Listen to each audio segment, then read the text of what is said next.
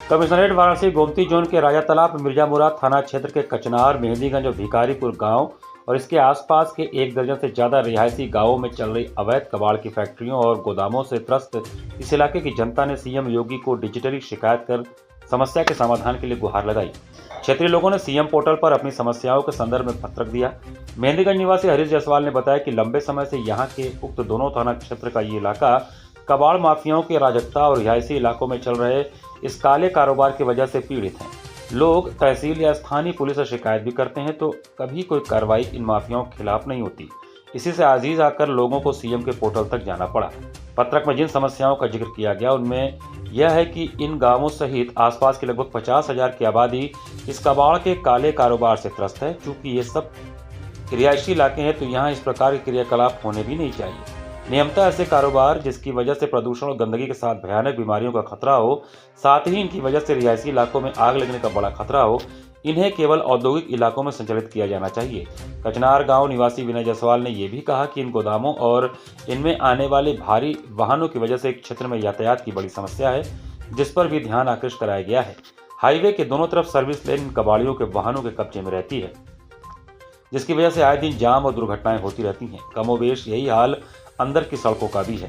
राजा तालाब पुलिस चौकी से मिर्जा मुराद वाया भिखारीपुर राजमार्ग 19 पर भी कबाड़ के वाहनों की वजह से आमजन का चलना फिरना दूभर हो गया है। कबाड़ गोदामों की वजह से क्षेत्र में तमाम धर्मकांटे भी हो गए हैं, जिनके पास अपनी खुद की पार्किंग न होने से यहाँ आने वाले वाहन भी रोड पर ही आगे पीछे करते हैं। यहाँ लगातार दुर्घटनाएं होने और जाम लगने से आवागमन बाधित होने से प्रशासन को भी जाम खुलवाने में भीषण ठंड में पसीना छूट जाता है। रिहायशी इलाके में भारी वाहन ना जा सके, लेकिन कबाड़ माफियाओं के आगे सब बौने साबित हुए और प्रशासन द्वारा त्वरित कार्रवाई के बाद फिर से कबाड़ माफियाओं और वाहनों की अराजकता चालू हो जाती है।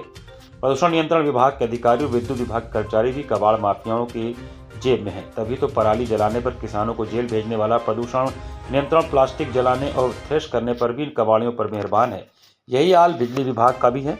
आम आदमी को जहां घरेलू बिजली के कनेक्शन के लिए दुनिया के कागजात और घर में वायरिंग वगैरह दिखाना पड़ता है, वहीं कबाड़ फैक्ट्रियों में 20-20 हॉर्स पावर की थ्रेशिंग मशीनें किराए के खाली प्लॉट में बिना किसी कागजात और मानकों के चल रही हैं।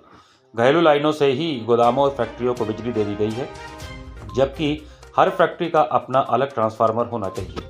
अब देखना होगा कि आखिर सीएम योगी के अधिकारी यहाँ के हजारों पीड़ित जनता की फरियाद पर ध्यान देते हैं या एक बार फिर कबाड़ माफियाओं का रसूख और इनकी सेटिंग जनता के आंसुओं पर भारी पड़ जाएगी। यहाँ पे खुलेआम कबाड़ गाड़ियाँ कट रही है और कूड़े जलाए जा रहे हैं। जो आप लोग इस समस्या के समाधान के लिए किसी से कहा,